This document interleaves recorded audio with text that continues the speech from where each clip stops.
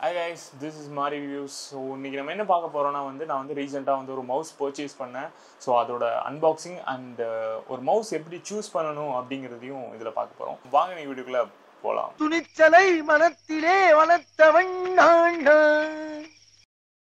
நான் ஏன் அந்த மவுஸ் இவ்வளோ ஒரு இம்பார்ட்டண்டான விஷயம் மாதிரி நான் சொல்கிறேன். அதுக்கான ரீசன் என்ன அப்படின்னா எனக்கு ரீசெண்டாக ஒரு ஃபிசிக்கல் ப்ராப்ளம் நான் ஃபேஸ் பண்ணேன். அது என்னென்னா என்னோடய ரெஸ்ட்டில் பார்த்தீங்கன்னா உங்களுக்கு தெரியும் நினைக்கிறேன், இந்த சைடு மட்டும் கொஞ்சம் கருப்பாக இருக்கும். ஸோ இது இப்போ கொஞ்சம் கம்மியாக ஆகிடுச்சு. இது கரெக்டான மவுஸ், கரெக்டான பெஞ்ச், கரெக்டான சேர் இல்லாதனால நான் அந்த மாதிரி ஃபேஸ் பண்ணேன். ஸோ நான் நிறைய சேர் மாற்றி பார்த்தேன், பட் நோ யூஸ். அப்புறம் தான் என்னோடய மவுஸ் சூஸ் பண்ணதுக்கப்புறம் தான் எனக்கு இந்த இடத்துல இந்த மார்க் இப்போ உங்களுக்கு தெரியுது. ஸோ இது டபுள் ட்ரிபிள் மடங்காக இருந்துச்சு. இப்போ ஃபைன், கொஞ்சம் கம்மியாக இருக்குது. இன்னும் போக போக மேபி கம்மியாகலாம். ஸோ அதனால தான் நீங்கள் ஒரு மவுஸ் சூஸ் பண்ணுறதுக்கு முன்னாடி ஒரு பர்ஃபெக்டாக உங்களோட கைக்கு மணிக்கட்டுக்கு பொருந்துற மாதிரியான ஒரு மவுஸ் நீங்கள் சூஸ் பண்ணணும். It's very important. If you are in IT field or maximum of hours நீங்கள் சிஸ்டம் முன்னாடியோ இல்லை லேப்டாப் முன்னாடியோ தான் ஸ்பெண்ட் பண்ணுறீங்க அப்படின்னா கண்டிப்பாக இது ஒரு முக்கியமான விஷயமா இருக்கும். ஸோ ஒரு மவுஸில் நீங்கள் ஃபர்ஸ்ட் பார்க்க வேண்டியது என்னது அப்படின்னா ஸோ இந்த மவுஸோட சைஸ். ஆக்சுவலாக மவுஸ் எல்லாமே வேரியேஷன் சைஸில் இருக்கும். ஸோ இது ரெண்டுமே என்னோடய சைஸ். ஸோ இதில் என் கை கொஞ்சம் பெருசாக இருக்கும். ஓகேவா? ஸோ நீங்கள் பெருசாக இருக்கும்போது நீங்கள் ஒரு கம்மி ரேட்டுக்கு ஒரு 150 rupees 100 rupeesக்கு ஒரு சின்ன மவுஸ் கிடைக்குது அப்படின்னா அது இவ்வளோ பெருசாக தராது. பில்ட் குவாலிட்டி கரெக்டாக இருக்காது. அது இப்படி பிடிச்சிட்டு ஒர்க் பண்ணுற மாதிரி இருக்கும். உங்களுக்கு தெரியுதுன்னு நினைக்கிறேன். ஸோ இப்படி பிடிச்சிட்டு அப்போ என்ன ஆகும்னா உங்களுக்கு இந்த உள்ளங்கை இருக்கு இல்லையா, அது பெயின் ஆகும். அதுக்கப்புறம் இந்த விரல் இந்த இடத்துலையும் பெயின் ஆகும். ஸோ உங்களுக்கு இப்போ ஷார்ட் டேர்மில் ஒரு 3 month 4 monthக்கு தெரியாது. அப் டு ஒரு 1 yearக்கு நீங்கள் ரெகுலராக யூஸ் பண்ணச்சில் அது ஒரு பெரிய பெயினாகவே இருக்கும். ஸோ அந்த மாதிரியான ப்ராப்ளம்லாம் வரும். ஸோ இதனால் உங்களுக்கு எலும்பு தேய்மானம் அந்த இடத்துல நடக்கிறதுக்கு வாய்ப்பு அதிகமாக இருக்குது. ஸோ அதனால் உங்கள் கைக்கு ஏற்ற மாதிரியான ஒரு நல்ல கொஞ்சம் பெரிய மவுஸ், இல்லை உங்கள் கை சின்னதாக இருக்குது அப்படின்னா சின்ன மவுஸ் வாங்கி பழகுங்க. இல்லாட்டினா உங்கள் ரெஸ்ட்டு இந்த மவுஸ் மேலே போயிட்டு லேண்ட் ஆகிட்டு இருக்கும்.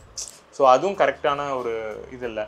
ஸோ அதனால் அதே மாதிரி வெயிட், மவுஸோட வெயிட், ஏன்னா நீங்கள் அடிக்கடி இப்படி நகர்த்திட்டே இருப்பீங்களே. ஸோ அந்த வெயிட்டுமே உங்களுக்கு கம்ஃபர்டபுளாக இருக்கிற மாதிரியான மவுஸ் நீங்கள் சூஸ் பண்ணலாம். இது உங்களோட ஃபிசிக்கலாக உங்களை எந்த விதத்துலையும் டேமேஜ் பண்ணக்கூடாதுங்கிறதுக்கான பாயிண்ட். செகண்ட் பாயிண்ட் என்னென்னா இது normal ordinary mouse. So right click, left click, அப்புறம் இந்த இப்படி பால் சுற்றுது இல்லையா, இது பேர் என்ன, இது பேர் ஏதோ வீல்னு வரும். ஸோ பாயிண்டர் வீலோ சம்திங்.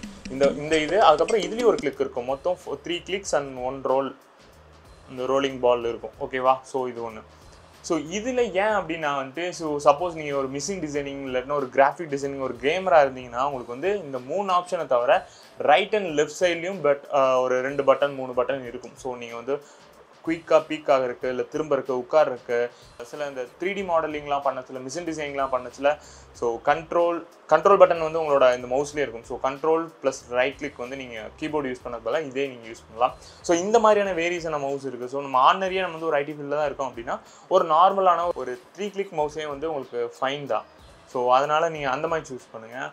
ஸோ இது காஸ்ட் வைஸும் அண்ட் குவாலிட்டி வைஸும் வேரியேஷன் ஆகும். ஸோ நீங்கள் ஒரு பில்ட் குவாலிட்டி ஒரு மிட் குவாலிட்டியாக இருந்தால் ஓகே ஃபைன். தேர்ட் பாயிண்ட் என்ன அப்படின்னு சொல்லி பார்த்தோன்னா வயர்டு ஆர் வயர்லெஸ். ஸோ என்கிட்ட வயர்டு அண்ட் வயர்லெஸும் இருக்குது.